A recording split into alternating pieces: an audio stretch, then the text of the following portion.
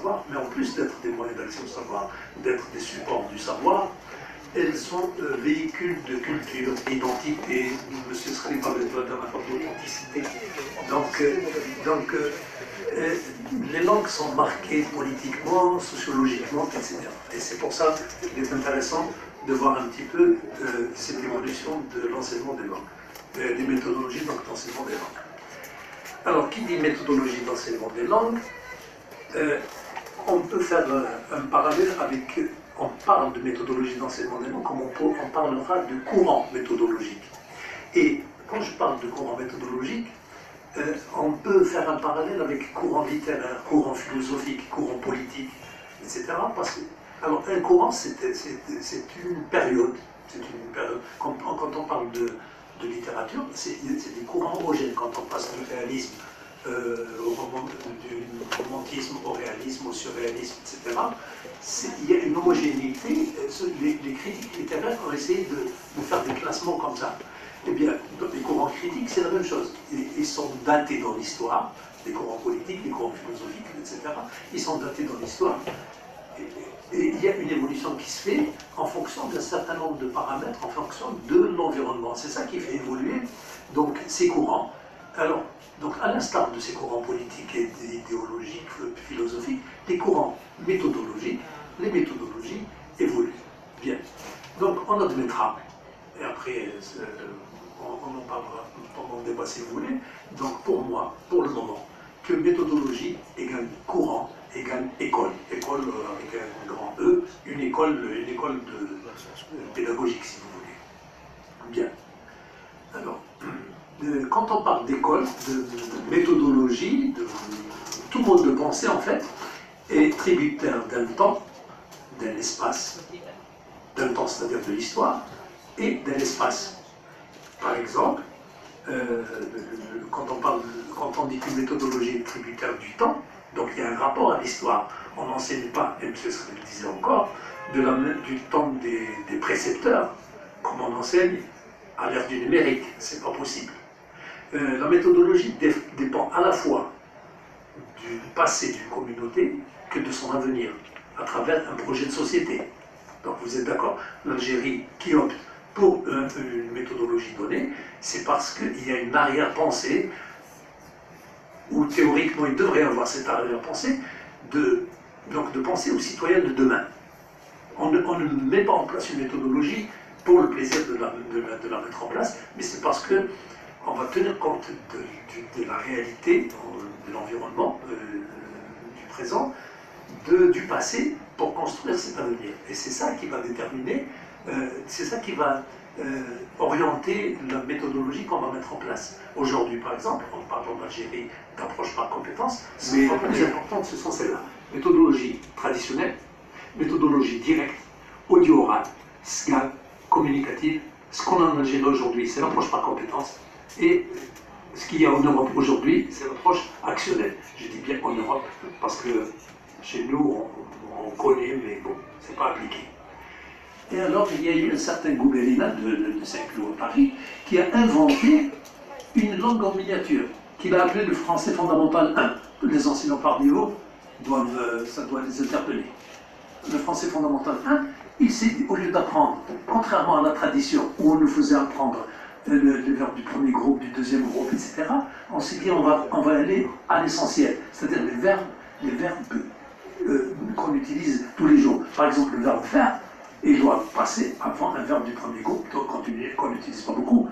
Le verbe faire est important, le verbe aller est important, mais ils sont compliqués. Et bien pour ce monsieur, il faut commencer par cette langue fréquemment utilisée, et c'est à partir de là qu'on va constituer une langue à transmettre de manière globale aux enfants. Alors le premier registre, le premier répertoire, contenait 1500 mots. Alors, ça s'appelait français fondamental 1. Et puis, quelques temps après, ils ont inventé le français fondamental 2. C'est un niveau légèrement supérieur qui fait à peu près 2500 mots. Alors, lui, qu'avec cette méthodologie-là, et c'était chez nous, j'ai beaucoup de choses en même temps, mais c'est important. Chez nous, ça correspond à peu près aux années à l'école fondamentale. oui, 76, en fait, mise en place en 80, jusqu'à 92, en fait, je vais dire jusqu'à 2003. Jusqu'à 2003. Donc c'est très récent. Et avec ça, qu'est-ce que vous avez en classe? Vous avez, puisque c'est une langue fabriquée, regardez un petit peu les dialogues qu'on a dans les manuels scolaires. C'est des dialogues invraisemblables, factices, peu réalistes. Comment? Indigents sur tous les plans. Parce qu'ils ne poussent pas à la communication. Tout est réglé d'avance. Et alors que la communication, c'est la spontanéité, c'est la réactivité. La communication, moi je réponds, même ici, il y a une communication de moi à vous. Si je vois que tout le monde dort, je dois réagir. Et si vous voyez... Alors il faut réagir. Je vous taquine. Je vous taquine. Ça ne va pas déstabiliser là. Je vous taquine. C'est tellement passionnant. Ça ne m'ennuie pas, ça m'ennuie. Je vais aller, ça ne va pas, vous en faites pas. Un peu d'ambiance. Donc dans les années 70, l'école fondamentale, elle a fonctionné comme ça. Et si vous vous en souvenez encore, les textes qu'on proposait aux enfants, ou alors les dialogues qu'on proposait aux enfants, c'était du genre, par exemple, la dame qui s'en va avec son enfant pour acheter un manteau. Alors, l'arrière-pensée pédagogique, c'est par exemple d'inculquer aux enfants des adjectifs de couleur, rouge, vert, etc. Alors on va avec l'enfant et on se présente dans un magasin, on fait comme si c'était réaliste, et la femme qui dit « Mon fils, ce manteau te plaît? Oui maman, tu vois, il est rouge mon petit. Ah oui maman, il est joli. » Alors ça fait discours scolaire, mais en fait ça fait débile.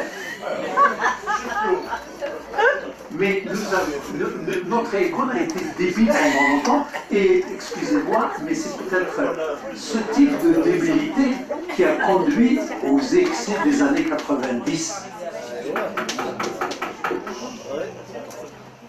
Alors, les supports utilisés, ce sont des documents fabriqués. C'est des énoncés courts, fabriqués, ayant une unité de sens. Alors, je parlais tout à l'heure de l'introduction de l'image. Là, je reviens un peu à la psychologie. Pourquoi? D'abord, il y a l'audiovisuel, c'est important, mais surtout que la dimension psychologique de l'apprentissage à l'époque le permettait. On va du global au particulier. L'image a le mérite d'être lue de manière globale. Et donc, c'était intéressant d'utiliser à la fois. Mais, encore un souvenir, donc, je vais vous rappeler, les tableaux de feutre, avec la maman qu'on déplace sur le tableau, etc. Vous vous souvenez de ça? Ah ben ça vous rappelle des choses. Donc les scénettes, les mimes, les reprises de dialogue, la présentation de structures grammaticales sous forme d'arbre ou de boîte, c'est ça qui a caractérisé cette méthodologie-là. Alors, elle a débuté en 1950 jusqu'en 70. En Algérie, donc je vous disais, c'est l'école fondamentale qui couvre les années 80 à 2003. En fait, elle a été pensée en 1976 à l'époque de Boumediene, mais elle a été mise en place en 1980. Et on n'a pas pu s'en passer. Alors il y a quelque chose que je voulais dire en conclusion, mais je le dis tout de suite. Malheureusement, l'école algérienne, l'école est toujours en retard d'une guerre par rapport à la société. Et ça, c'est dommage. C'est-à-dire que la société échappe toujours à l'école.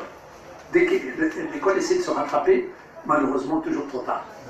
Et parfois de manière dramatique, comme on le sait tous.